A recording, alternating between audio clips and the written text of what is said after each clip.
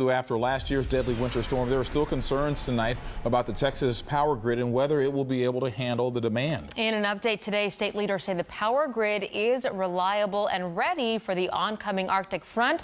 Governor Greg Abbott and members of the Public Utilities Commission say they have improved the grid's infrastructure, added more sources of fuel, and established better communication between state agencies. With wind chill temperatures expected to dip to near zero this week, there are big concerns about staying warm. In the city of Houston, prep's now underway to open 4 warming centers by 3 p.m. tomorrow. This includes the Fondy Community Center, Moody Community Center, Acres Homes Multi-Service Center, and the George R. Brown Convention Center.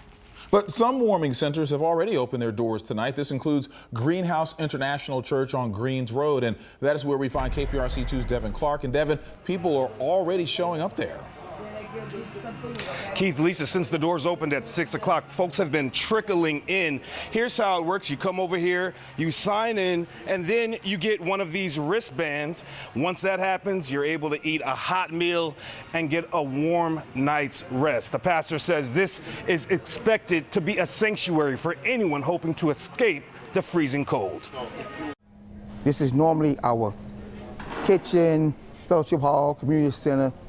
This is where we have our Hispanic services at, but for the next 3-4 days, it's the warming center. Pastor E.A. Deckard of the Greenhouse International Church is used to opening his doors to the public for Sunday service. Right now, he's opened them for another reason. I received a phone call a couple of days ago and asked to be a warming site.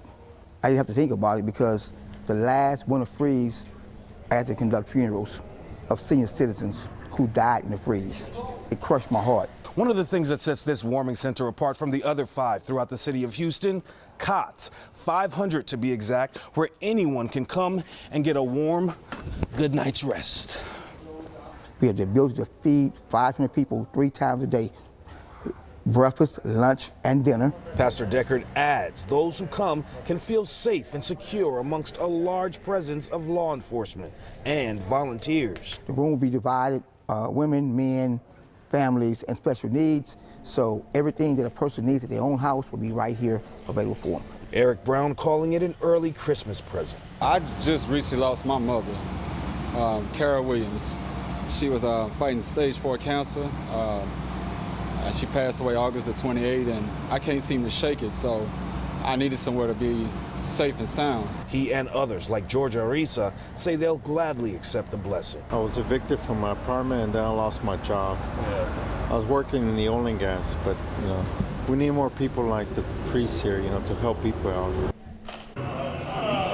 I got to tell you, folks, it smells amazing in here. The volunteers say they smoked chicken for 3 hours. Take a look at what's on tonight's dinner menu, and this is going to be going on up until Friday. The pastor says he's going to extend the hours if need be. But we also want to remind folks that this is not the only warming center throughout the city of Houston. There are several others, and we have that information on our website, click2houston.com.